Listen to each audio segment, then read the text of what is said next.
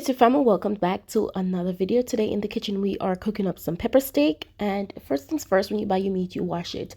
I tend to love seasoning the meat over time, like as soon as I get it, so it saturates and really marinates in the fridge and the flavors are just off the chain. However, in this case, this is a fresh bought meat and I just decided to cook it right away. So onion, scallion, one scotch bonnet pepper, the variety of bell peppers, because I love the colors in the pepper steak. I use browning to help to give it that brown color.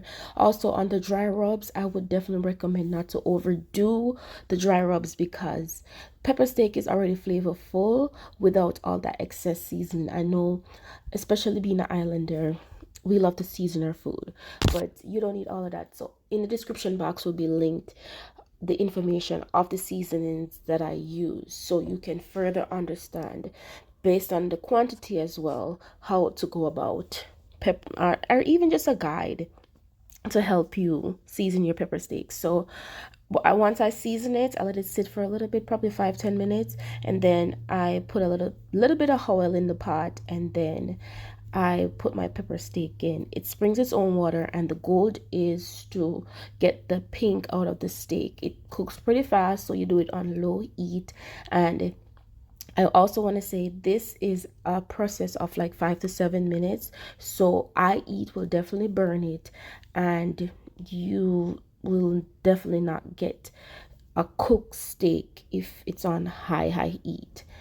And the perk of this as well is that the pepper steak springs its own water, so you don't have to worry about making a gravy or a sauce to put on your plate, because I know that I love sauce. Like you don't like your food to be dry, and that's one of the things that if you put it on high heat, the heat will reduce the liquid content in the pot. So here is a clip of me removing all of that content because it's already cooked, and I just put a little bit more olive oil in the pot, and I will show you the brand of olive oil that I use. And then I'm going to put in the onion, the thyme, the scallion, all of those chopped veggies that I showed you prior, that will just make this meal so much more flavorful and appetizing, not just with the eyes but with the smell. So here we go. And I would definitely recommend, like, properly chop your veggies.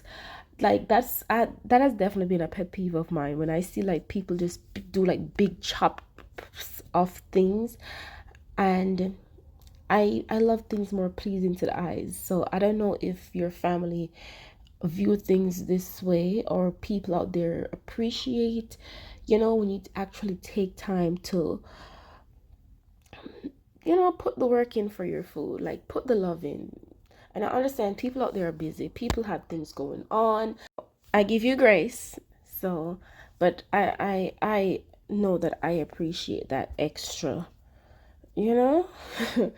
And definitely makes a difference. Like I know that when there are times when I'm like just rushing to get things done, like my food, the quality of it is not as good as when I'm all invested. So just a food for thought, pun intended. So here I'm just stirring all the veggies together and getting it sauteed in the pot. I put like a tablespoon of butter, because butter makes everything better. Okay, like I live by that. So this might not be the healthiest of healthy meal for all those speculators out there that might be in the comment section trying to throw 8. Like, I didn't say I was cooking for royalty over here. Anyways, so this is what it looks like, probably like 3 to 5 minutes in the pot. And I would definitely recommend like the order of how I put the things in, because you don't want anything to burn or anything to get dried out. So I put a little ketchup, because ketchup is basically tomato sauce.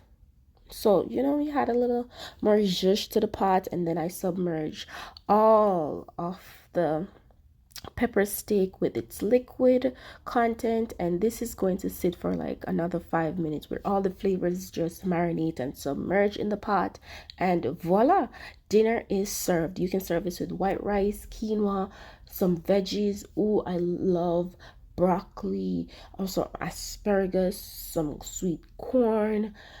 The opportunities are endless. You can make this into a taco, but I would definitely recommend, if you really want to do this as a taco option, you would have to cut the steaks a little bit thinner. But yeah, from my kitchen to yours, this is my style of pepper steak. So enjoy, and I will see you in the next video.